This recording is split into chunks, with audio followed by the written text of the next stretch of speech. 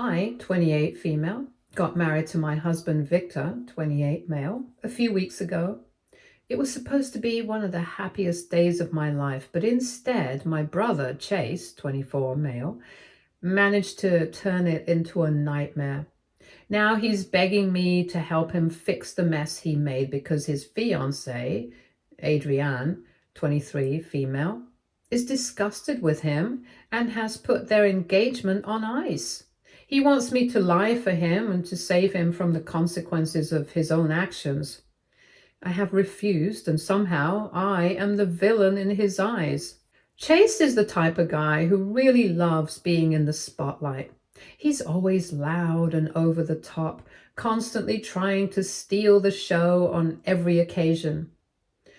Whether it's family get-togethers, holidays, or even just regular dinners, he somehow manages to turn everything into a performance centered around him.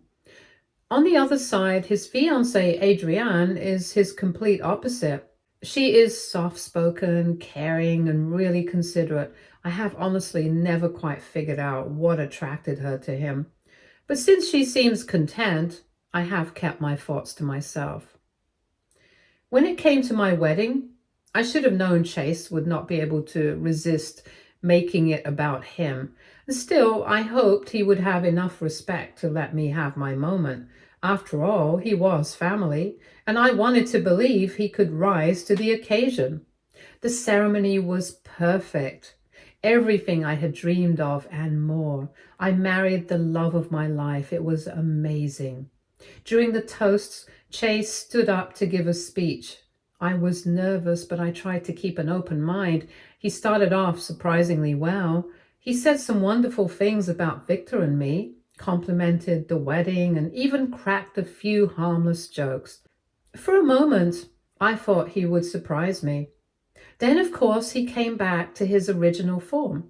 He launched into this long, exaggerated story about our childhood. At first, it sounded okay. He talked about how I went to live with our grandparents when he was born, but then he started twisting the truth and adding lies. He made me sound like a selfish, cold-hearted person who abandoned the family and left him, poor little Chase, to deal with our parents all alone. He joked that my parents shipped me off because they could not handle me.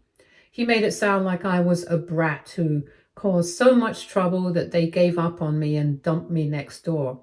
None of that was true, but he told it in such a confident way that I saw people in the audience start to look uncomfortable, as if they might believe him. Chase did not stop there.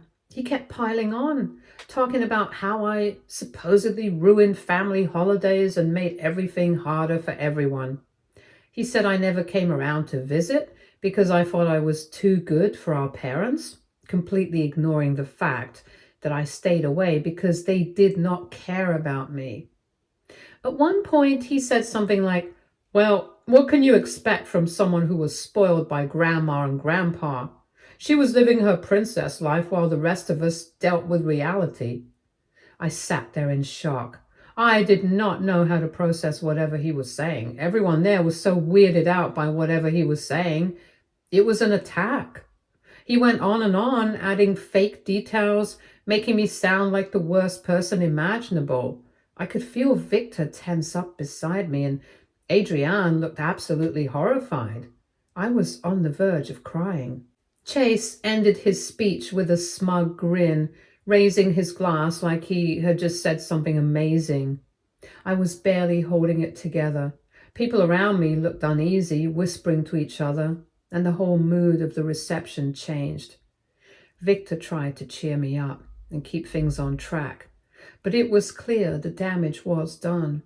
The next day, I woke up to a text from Chase. He said it was all just a wedding prank and that I needed to lighten up. He tried to convince me by saying everyone would eventually laugh about it and I should stop being so sensitive. I did not respond. I could not. Later that day, Adrienne called me and she was furious with Chase and wanted to know if I had been in on the prank. She could not believe he would do something so cruel, especially to his own sister on her wedding day. When I told her I had no idea he was going to do that, she broke down crying. She admitted she did not know if she could marry someone who thought humiliating others was funny.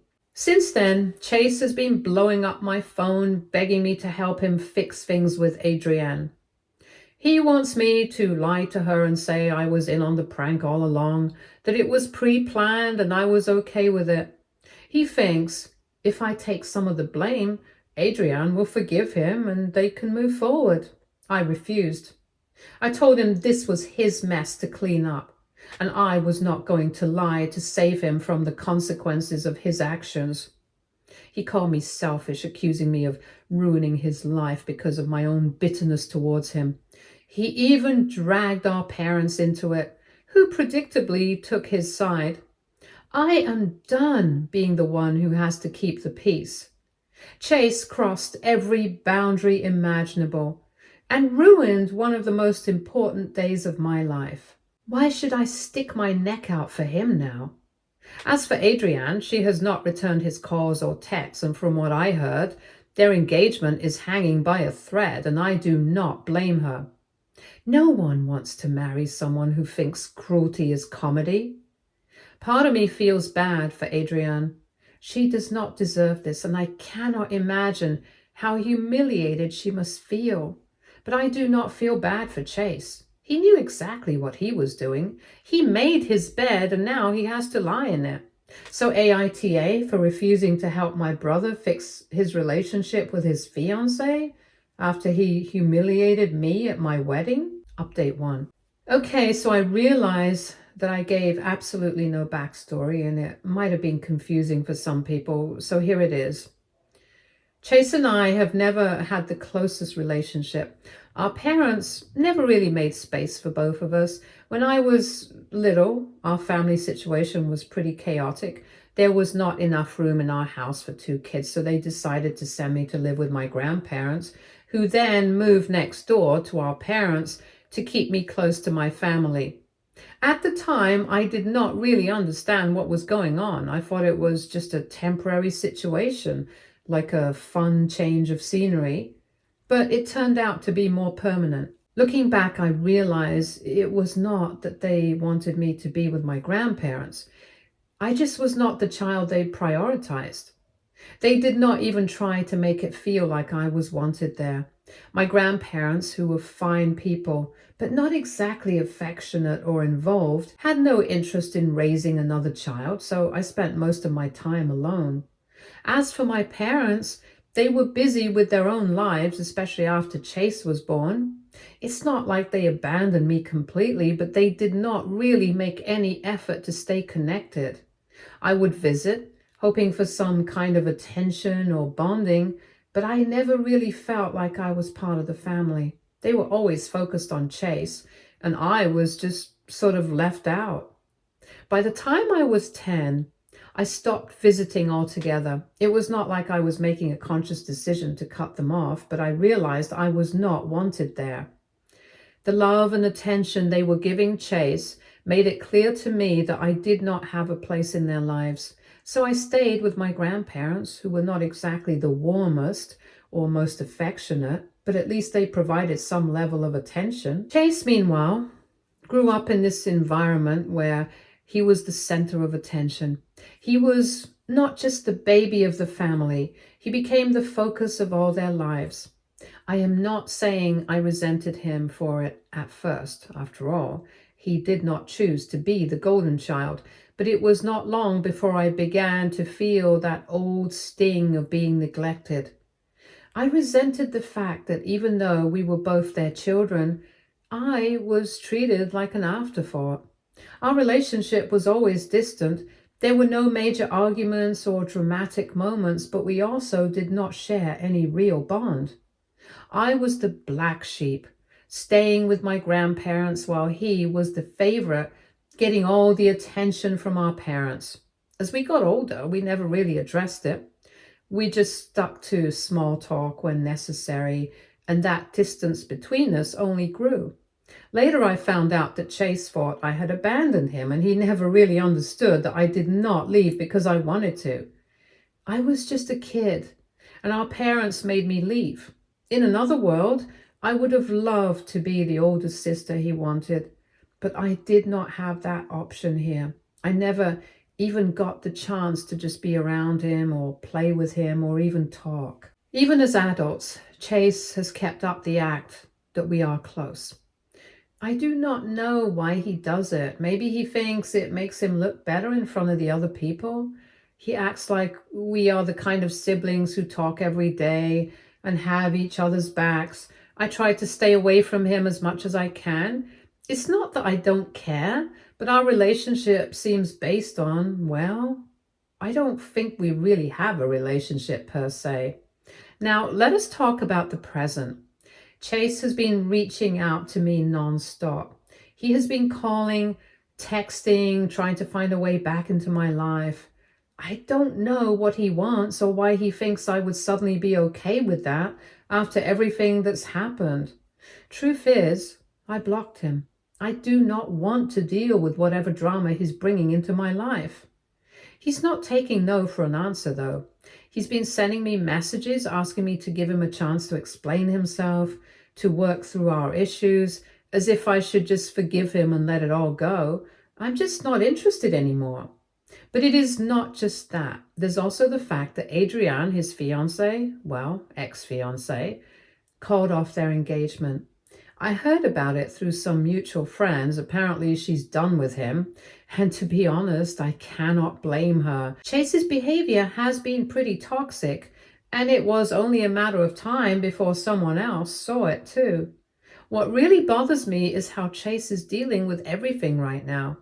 He has been going around saying that I'm the reason his engagement ended. He's telling everyone that I turned Adrienne against him, as if I had some kind of control over their relationship. It's like he's trying to paint me as the villain. But that is just not the case. The truth is, Adrienne noticed how he acted on my wedding and chose to leave on her own. It had nothing to do with me, but naturally, Chase wants to blame someone else. It does not stop there. Now he's spreading this ridiculous story that Adrienne cheated on him and I somehow shielded the truth from him. That is an absolute lie. I have never hidden anything from him, and I certainly did not play a role in any breakup drama. I do not know where he's getting these ideas from, but it's just the latest in a long line of lies he's telling to cover up his own mistakes. Honestly, I'm just tired of it. I do not know why he thinks I have any obligation to clean up his mess or defend him when he is the one causing all the problems. I'm just frustrated. Update 2. I just got back from my honeymoon last week, and you might think that Chase would be satisfied with messing up my wedding, but he's not done. He found a way to spoil my honeymoon as well. At first, I thought blocking him would solve the problem. I had cut him off on my phone and social media, hoping that would finally give me the peace I needed. But Chase has always been persistent in the worst ways. He found other numbers to call me from and even got mutual acquaintances to pass along his messages.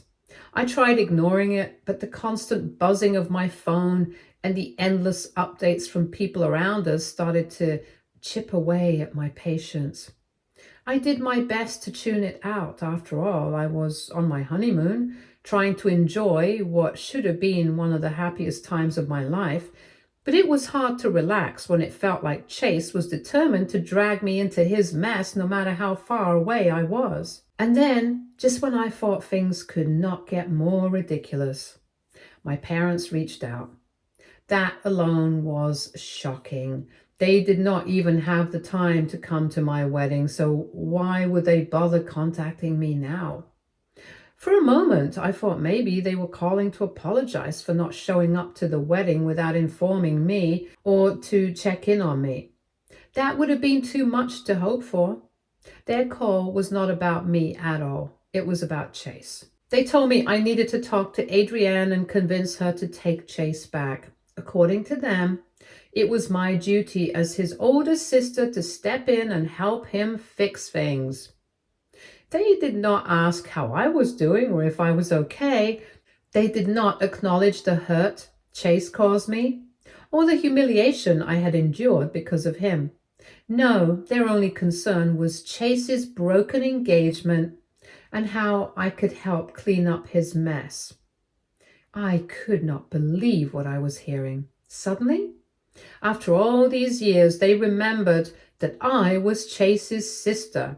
Now, when it suited them, I was supposed to step into that role and take responsibility for him. It was not enough that I had spent my childhood being pushed aside, sent to live with my grandparents because there was not enough space for both of us. Now they expected me to fix Chase's life too? Growing up, I was never treated like his sister. I was the child who did not fit into their plans, the one shuffled off to live next door while they focused on Chase. They did not care about building a relationship between us. They did not teach us how to support each other or be siblings. I remember trying as a little girl to stay connected. I would visit my parents' house hoping to spend time with them and with Chase, but it was clear I was not welcome. My parents were too busy doting on him, and Chase did not seem to care that I was there. Meanwhile, Chase grew up getting all the attention and love I never had. It was not his fault, but it hurt to see our parents care for him in ways they never cared for me. He resented me for not being around, and I resented him for being the one they chose to prioritize. Now, out of nowhere, my parents expect me to be the older sister they never let me be. They want me to step up and look after Chase, to fix his life for him. They said it was my duty to convince Adrienne to take him back, as if I had any control over her decisions or any obligation to clean up his mess. It's almost laughable. Back then, I was not his sister. I was just the kid next door. I was not part of their family in any real sense. And now, suddenly, I'm supposed to play the role of the responsible sibling? Now I'm supposed to take on this responsibility because it's convenient for them? I wanted to scream at them, to tell them how hypocritical and absurd their request was, but what was the point? They would not listen, just like they never listened before. To them, I'm not a person with my own feelings and boundaries. I'm just a tool they can use to fix whatever problem they do not want to deal with themselves. They kept saying it was my responsibility and that this is my job as the oldest sibling. Until one point, I let them speak and I ignored them, but then I just could not. I lost it, and I told him it's funny how they care about me being the oldest sibling now, but they did not care when we were kids. They did not bother helping us have a real sibling bond then, and now they want me to fix his mess. This is not my problem. I reminded them they treated me like I did not matter and gave Chase all their attention. If they want to deal with his mistakes, this is on them. I'm not getting involved. They made their choices and now they have to deal with the results. I'm done letting them treat me like I do not count. I've spent so much of my life being pushed aside and ignored. I finally built something for myself, something separate from the chaos of my family. And they want to drag me back into it. I'm done. I'm done cleaning up after Chase. I am done being the forgotten child who only matters when someone else needs something. Chase and my parents can sort out their own problems. I'm not getting involved. They had their chance to treat me like family and they threw it away. I'm not going to sacrifice my peace for people who have never cared about mine. Update 3. 2 days ago, Adrienne texted me out of the blue. I was not expecting to hear from her, especially after all the chaos Chase had caused. She started by saying Chase had been texting her nonstop, promising that he was going to change. She kept apologizing, saying he regretted everything and that he wanted to make things right between them. Adrienne said she still loves him, but after everything that happened, she was not sure what to do. She seemed really conflicted, and I could see that this situation was bothering her a lot. She asked me for advice, which immediately made me uncomfortable. I did not know what to say. It's not that I do not sympathize with her, I do, but I have been dragged into this mess far too much already. My parents won't stop attacking me over Chase's broken engagement. And I have been trying so hard to keep my boundaries firm. I told Adrienne as gently as I could that I didn't think I was the right person to give her advice on this. I explained that I'm already dealing with enough drama and I don't want to get involved any further. She seemed to understand, but she was a little disappointed. The next day, Adrienne texted me again and she told me she had met with Chase that morning. They had a long talk about everything that happened. She said he admitted he had messed up, talked about his regrets, and promised to work on himself.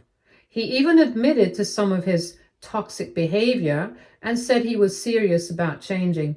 Adrienne said she was not sure if she believed him yet, but she's willing to give him a chance to prove he is serious. She told me she's taking it slow.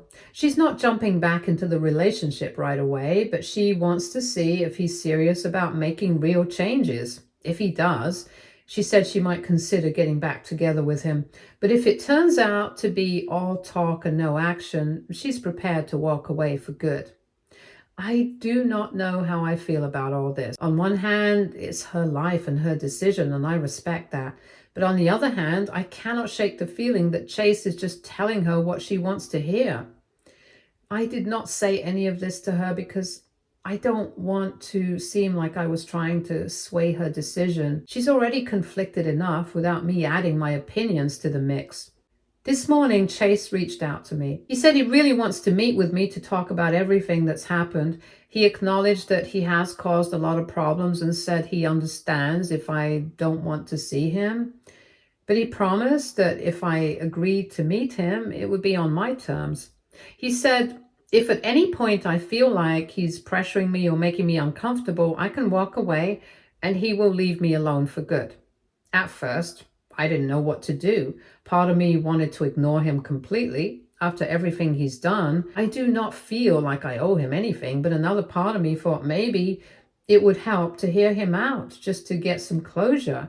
I've been so tired of all this drama, and maybe meeting him could finally help me move on and end it all. I decided to agree to his conditions and meet him. Honestly, I'm not expecting much from this conversation. Chase is the type who talks a lot, but does not follow through. Still, I'm curious to hear what he has to say. Maybe he will surprise me, but I'm not getting my hopes up. I'm just tired of being in the middle of all this and tired of my parents trying to guilt me into fixing things, tired of Chase's inability to take responsibility. I'm hoping this meeting will bring some kind of resolution, but honestly, I'm not expecting anything. At the end of the day, I just want to focus on my own life and my own happiness. Whatever happens with Chase and Adrienne, that's for them to figure out. I will meet with him, listen to what he has to say, and then decide where to go from there. But one thing is for sure, I'm done letting his drama take over my life. Update 4. I met Chase last week. I didn't know what would happen and did not really believe it would make a difference, but I thought it might help me find some closure. I was tired of all the drama and the feeling that I was somehow at the center of his problems. When we met, he started by apologizing for the wedding. He acknowledged that what he did was wrong and hurtful. And for a moment, I thought he was about to shift the blame onto someone else or ask me to step in and talk to Adrienne on his behalf. But he did not. Instead, he told me that he and Adrienne had already talked and that he was determined to work on himself. He said he wanted to become worthy of her and prove that he could change. Hearing that gave me a sense of relief. I was so glad I was not going to be dragged into their relationship again. It felt like he was finally taking responsibility for his actions without trying to pull me into the mess. But Chase was not done. After apologizing and explaining his plan to work on himself, he started talking about our childhood. He told me that for years he had resented me. He felt abandoned by me and he thought I was not there because I did not want to, because I disliked him. He said it hurt him to grow up without his older sister around and that it left a hole in his life. I was caught off guard and I did not really know what to say. I had not expected him to bring up our childhood, and I definitely had not expected him to be so honest about how he felt. He said that as a kid, all he knew was that I was not around. No one ever explained why I was not living at home. Our parents had never told him the real story. They just said I lived next door. To him, it felt like I had chosen to stay away. For the first time, I felt like I needed to tell him my side of the story, so I did. I explained what really happened, how our parents had decided there was not enough room for me at home when he was born, and how I was sent to live with our grandparents. I told him how I had initially tried to stay in his life by visiting, but as I got older, I realized there was not any effort from our parents to involve me in the family. By the time I was 10, I stopped going to their house altogether because it hurt too much to feel like an outsider. I explained how I had felt all those years, like I was not wanted, like I was a burden. I told him how lonely and terrible it was to grow up knowing our parents were more interested in him than me, and how I felt invisible, even to our grandparents. They raised me, but never really tried to speak with me. I told him that it was not about him. It was about the situation our parents had created. Chase listened quietly. He didn't interrupt or argue, and for the first time I felt like he was really hearing me. He looked like he finally understood where I was coming from, and it seemed to click for him that my absence was not a choice. It was something that had been decided for me. After I finished, Chase asked if I would consider trying to build a relationship with him now. He said he regretted all the time we lost and wished we could have been closer growing up. It caught me off guard because just a few months ago, I would have jumped at the chance. I used to dream about what it would be like to have a real sibling bond with him, but now, after everything that has happened, especially the way he humiliated me at my wedding, I do not feel the same way. I told him the truth. I said I wouldn't mind staying in touch, but I did not think I wanted to put in the extra effort to build a relationship. I explained that while I'm technically his older sister, it does not feel that way to me. We didn't grow up together. We didn't have shared experiences or memories, and there's no real connection between us. I said it felt like it was too late to start over, and I did not want to force something that was not there. Chase didn't argue or try to change my mind. He just nodded and said he understood. I could see he was disappointed, but he didn't push it any further, and I appreciated that. The conversation ended peacefully, and for the first time in a while, it felt like things between us were at least a little better.